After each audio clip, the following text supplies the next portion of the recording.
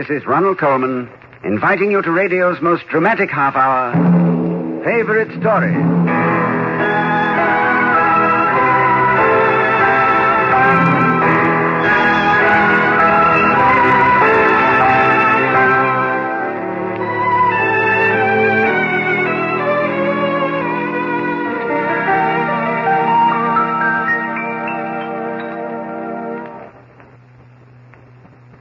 By the old Moulmein Pagoda looking eastward to the sea, there's a Burma girl a-settin', and I know she thinks of me. Unless, of course, she's thinking of Nelson Eddy, who sings this far better than I can. But anyway, as you and I know, and Mr. Eddy certainly knows, Rudyard Kipling is best known for his ballads and verses. As the spokesman of the British soldier, his On the Road to Mandalay, his Gunga Din, the native water-bearer, and Danny Deaver, forever getting hanged in the morning, these must be familiar to millions all over the world. Kipling was also an undisputed master of the short story. In addition to one or two novels, The Light That Failed perhaps being the best known, he filled many volumes with colorful and varied tales. One delightful story is of such stuff as dreams are made of. And this week we will hear The Brushwood Boy. We're grateful to that fine actor, Mr. Humphrey Bogart, for naming this famous Kipling tale his favorite story. Claude Sweeten, we are ready for the opening music of The Brushwood Boy.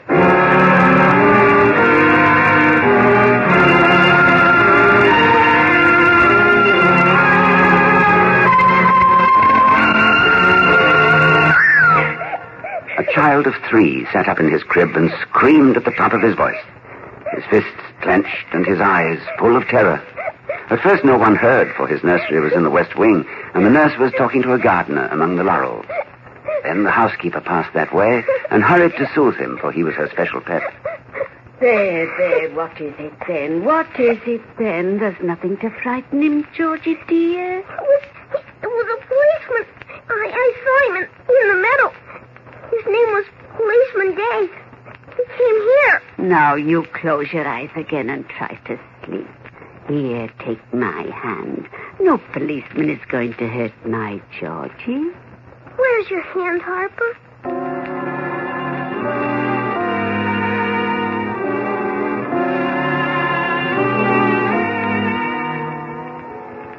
That was the beginning of the dream. It started in terror. And because he was frightened, he found himself a place in the dream, which was a haven of protection. Oh, it wasn't much of anything. A pile of brushwood, stacked somewhere near a beach. But it was the starting-off place of each boyhood dream, and the finishing place. A place to run back to from the dark, from the depths. And when he was about 6, he developed a fantastic imagination, so that he hardly listened each night while Harper read to him from Grimm's fairy tales. His own mind was racing on ahead. And they lived happily forever after. And that is the story of Snow White and Rose Red. Is this her picture? The picture of the princess? There she is, Snow White. What's her real name? Well, it doesn't give that. But it might be Helen or Gertrude or Marilyn. The names I like are Annie and Louise. Why, where did you ever hear those names? Could there be a name like Annie and Louise? One name, Annie and Louise? Oh, it's not likely. Well, that's all the stories for tonight.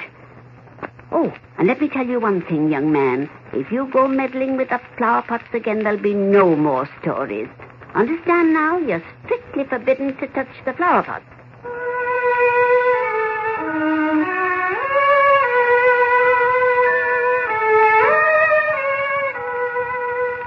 Hurriedly, he closed his eyes so he could drift into dreamland, where adventures were unlimited, and houses full of grown-up people could be pushed over with a touch of the finger. And every dream began at the brushwood pile. Hello there, boy. What? You're the girl in the picture. In Grimm's fairy tale. No, I'm not, silly. My name's Annie Ann Louise. Of course. I knew it would be. How wonderful you were, Prince Dorothy. With all the dragons and the giants. Oh, it was nothing. There's the most beautiful lily floating out there on the dream sea. Would you get it for me, Prince? Certainly, Princess Annie Ann Louise. I'll get in this little boat and get it this instant. What's the matter with the boat?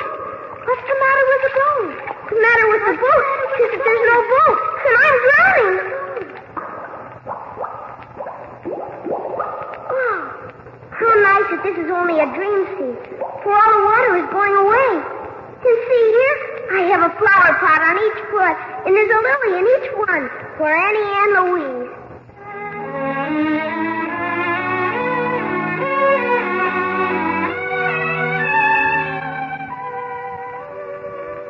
Occasionally in his waking life, George found an adventure to match his dream. Like the time the housekeeper took him to a play. It was very exciting, seeing live actors on a stage, grown-ups pretending. And George had decided that dreams were very much like the theater, or perhaps the theater was very much like dreams. Between the scenes, he cast about him for amusement.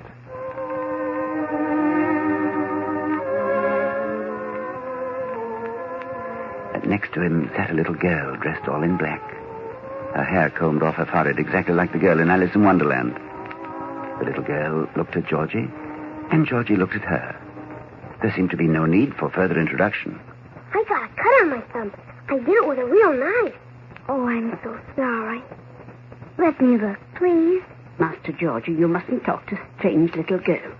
She isn't strange. She's very nice. I like her. I showed her my new cut. The idea. You changed seats with me.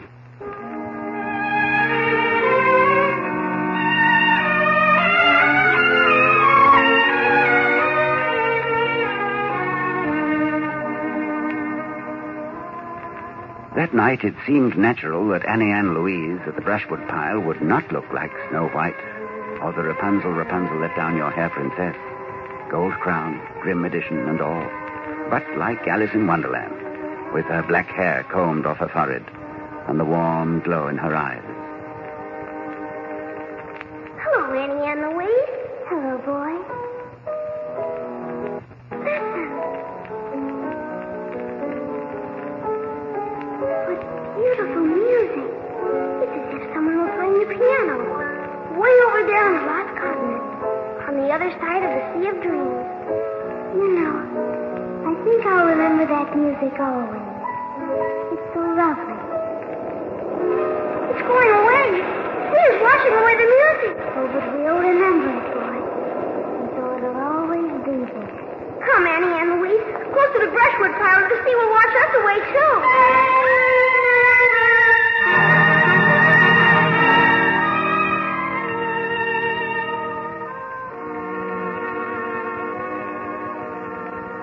The years have a way of passing, and men become boys grown tall.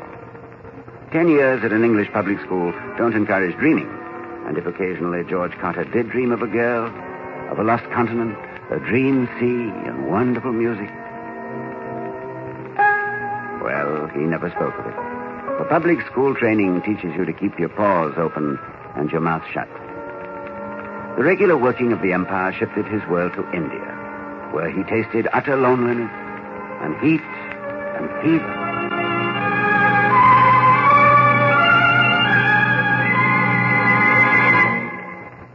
Lieutenant Carter? Yes? Oh, good evening, Doctor. The adjutant asked me to look in on you. How are you feeling? Fairly fit, sir. Just fairly, You look a bit feverish to me. Open your mouth and I'll take your temperature.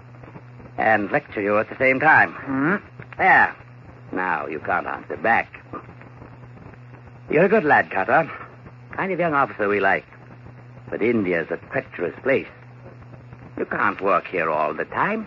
Have a bit of fun occasionally. Why, half the women at this station would give their eyes to have you in tow. No back talk. You'll break the thermometer. Now, let's have a look at that. You've got a touch of fever, all right. Report to the dispensary for some quinine. And keep checking with me. I don't want this to get out of hand. Yes, sir.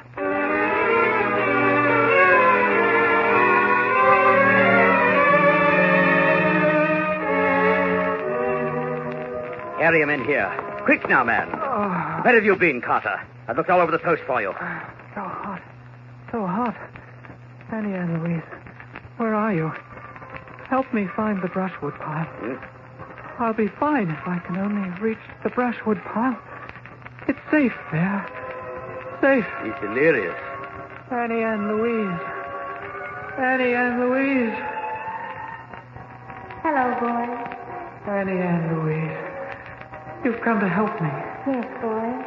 Oh, how changed you are. You're all grown up. And so beautiful.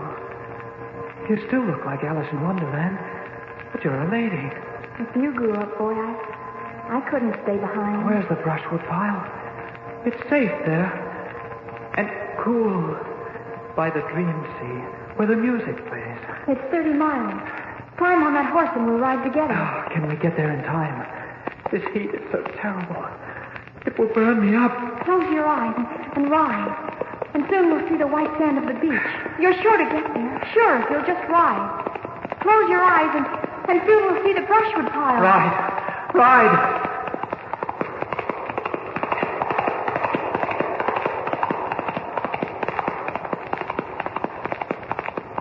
There it is. Our brushwood pile. We're safe. Safe from policeman Day and the heat and the fever. Oh, thank you, Annie and Louise. It's the music from the last continent. How cool it is by the brushwood pile. How safe and how cool. Annie and Louise, would you kiss me? Oh, yes. It's all gone. The heat's all gone. Oh, I love you, Annie and Louise. It's all gone. All gone, Carter. Fever's broken. Doctor. I've finally figured out why you'll have no part of the ladies at the post. While you were delirious, you talked constantly of two girls. Girls back home, eh? Girls? Yes. One's name is Annie and one's Louise. Oh, it's the same girl. Just one girl. Annie and Louise. Well, when you get your leave, go home and marry her. Seems to have pulled you through this bad spell. Yes. But she doesn't exist. Except at the brushwood pile. Where? No place, Doctor. She doesn't exist. She's not alive. She's only a dream.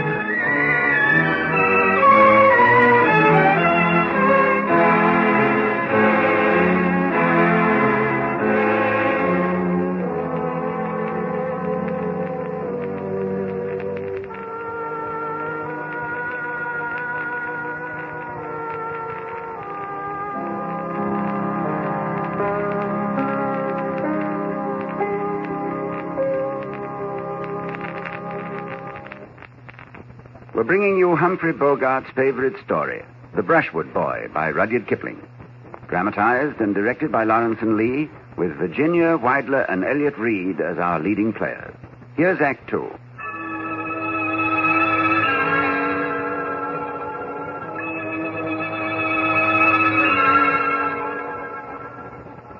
Dreams can be wonderful things, and George Cutter found his recurring dream a way to escape from the heat of India and the humdrum routine of daily life.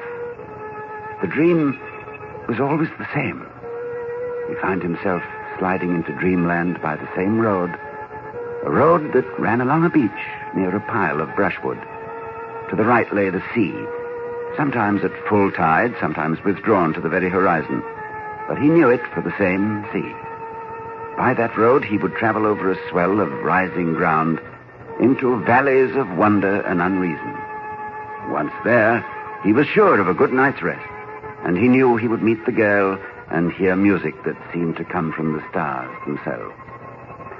First, shadowy under closing eyelids, would come the outline of the brushwood pile. Next, the white sand of the beach road, almost overhanging the black, changeful sea.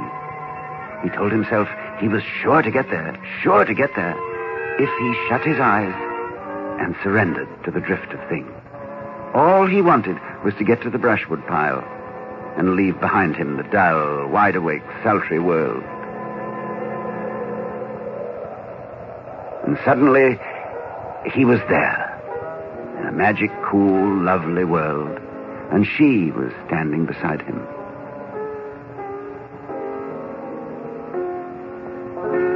and the music they heard was a lullaby, a love song.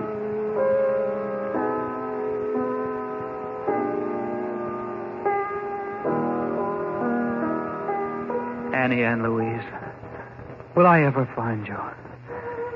Will I ever find you? And at long last, George Cotter, Captain Cotter now, earned a leave and headed home to England, which seemed a strange land to him, nowhere near as familiar as the lost continent and the sea of dreams and the brushwood pile.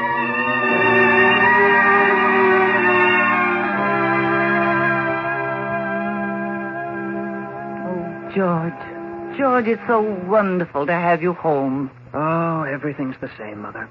Not a thing's changed. Our changes are all over, dear. And pretty soon I'll get used to all your changes. Your size and your tan. Oh, everything in the old place smells the same and sounds the same and looks the same. There's someone who's waiting to see you. He's bursting to see you. Who? The housekeeper. Harper? She's still here? He's waiting at the door. I'll call her. Come in, Harper. Here's our boy. Well, mercy me. Hello, I Harper. never recognize you, not any place, Master Georgie. Well, Lord, it's been a long time. Welcome home, Master Georgie. Welcome home. Oh, you mustn't call him Master Georgie Harper. It's Captain now. And Major, too, before long. Oh, I'll never be able to think of him as Major Georgie. Not ever. Oh, to think I rocked that to sleep. Oh, you were quite the boy with all your dreams. What a dreamer you were as a tot, Georgie. Oh, but I'll wager you don't even remember that.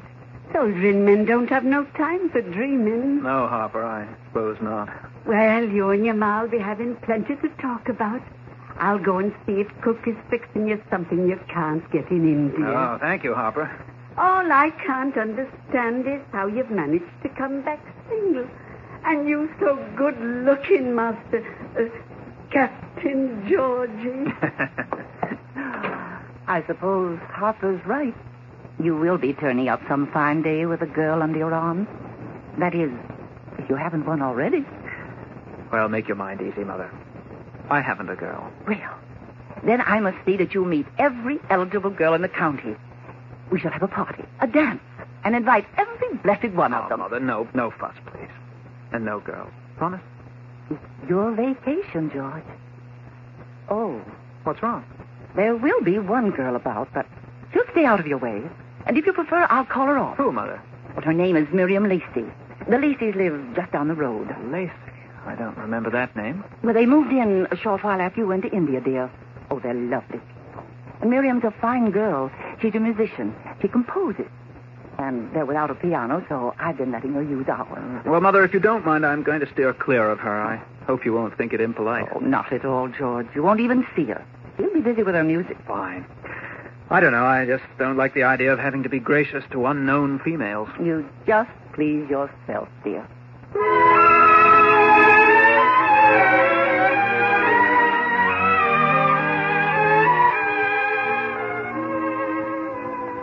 And George did all the things that please a young heart on a vacation. Fished in familiar spots he had known since he was 3 feet high. Walked in the sunlight through well-remembered gaps in the hedges. Ate all the things adoring women make and men never notice. And then, one day, he came back into the house and heard someone at the piano.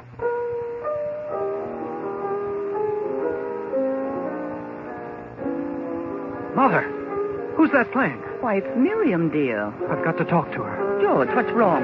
Why are you looking so strange? Stop it. Stop playing. Where did you hear that melody? Why, I don't understand. George, what's come over you? I've never known you to act this way.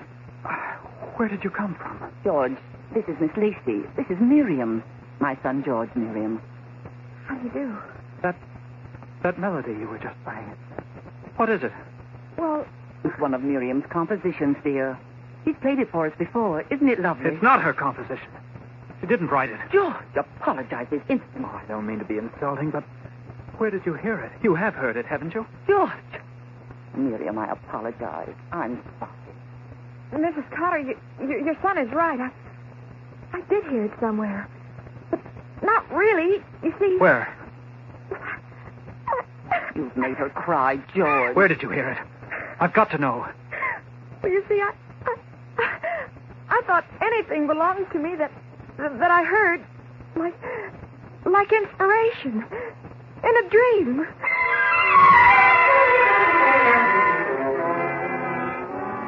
The girl ran from the room, the tears streaming down her face. And George Cotter went out into the sunlight to try and puzzle it out. In the daylight, where dreams seemed unreal. This was the girl. This was Annie Ann Louise, the girl by the brushwood pile. But it couldn't be happening. The whole coincidence was crazy lunacy. So the next day he decided he had to talk to her, sanely, face to face. Miss Lacey, I invited you to ride with me so that we can talk. I'm afraid I owe you an apology. No, you don't. I accepted your invitation because I must learn how you knew my most secret thoughts. Oh, it's so difficult to say even the most simple things in broad daylight. Shall we have a ride? If you like. Go, boy! Ah, how wonderfully you ride. I've only seen a girl ride like that once before. It was a 30-mile ride. What did you say? A 30-mile ride. Whoa! Whoa, boy! Whoa. Mr. Connor, I must dismount or I shall fall off. Let's walk, please. If you like. Why, you're trembling. How did you know about the 30-mile ride? I've never told a living soul. I was there. With you. I don't understand. It's dreams. All dreams. The music you played. I've heard it many times, almost every night. From the lost continent. Do you call it that, too? Incredible. You're the boy. The Brushwood Boy. Yes. I'm the Brushwood Boy. I've known you all my life. All the dreams were too vivid to be merely dreams. They were multiplied by 2. We were there together. It's not possible.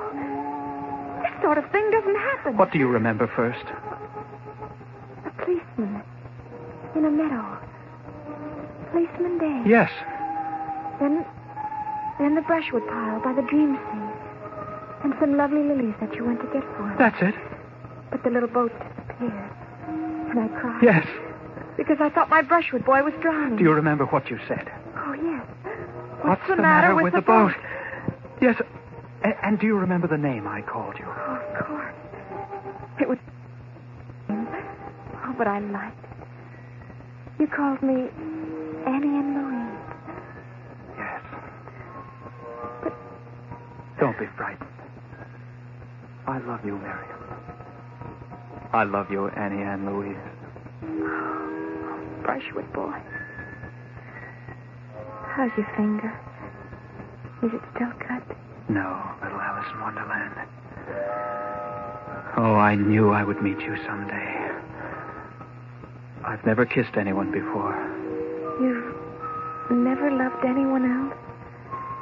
Why, every woman in India must have loved you from the very minute they saw you. Never anyone but Annie Ann Louise by the brushwood pile. What shall we do? We shall have to go through the proper periods of time to get engaged. We shall have to act formal before everyone else. I won't know what to do when I see you in a parlor. How will I act? What does one do when a dream comes to life? Now, we'll have this wonderful secret of the brushwood pile for ourselves. Only for ourselves. But what does it mean? Oh, Brushwood Boy, what does it mean? Perhaps when we die, we may find out more. Perhaps we've had a glimpse of that special world of immortality. Come, take my hand and hold on. Never let go. And some distant day, we shall find out together.